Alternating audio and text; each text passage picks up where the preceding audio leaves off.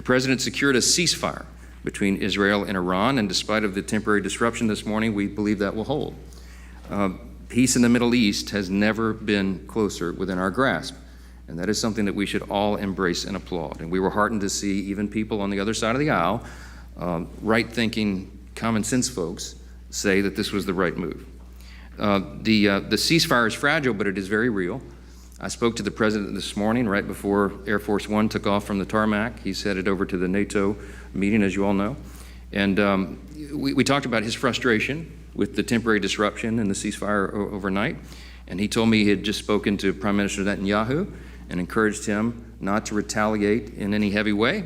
And I think that request has been heeded. I told the president that I would immediately echo the same sentiment to my counterpart over there and my good friend, Speaker Ohana and the Knesset. I did that. I believe that Israel and the United States are locked arm in arm on this, and that unified front and that common goal is what is going to maintain peace. So I just want to say overall, this is America First policy in action. This is, as has been said here already this morning, the penultimate demonstration of peace through strength. This is what it means, but you got to have a strong commander-in-chief to make sure that happens. Regarding the presidential authority, now naturally, we've got some Democrats here on Capitol Hill who they have an allergic knee-jerk reaction to anything that President Trump does, no matter how noble and good. And they of course, are opposed to his latest work to make Americans safer and bring peace in the Middle East, if you can imagine that. Some have even called for his impeachment over this. It's absolutely outrageous.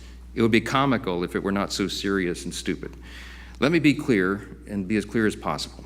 The strikes on Iran's nuclear facilities were clearly within President Trump's Article 2 powers as Commander-in-Chief.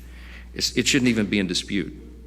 Allow me to put my constitutional law hat on for a moment, because that's what I used to do, because both the law and the precedent are important for everyone to understand here. This may answer a lot of questions that you might ask this morning. The framers of our Constitution never intended for the president to seek the approval of Congress every time he exercises his constitutional authority under Article 2 as Commander-in-Chief. Alexander Hamilton argued in Federalist number 70, just for one example, that, quote, energy in the executive is a leading character in the definition of good government. It is essential to the protection of the community against foreign attacks, unquote. This is why the framers did not explicitly set restrictions on the president when it comes to using military force.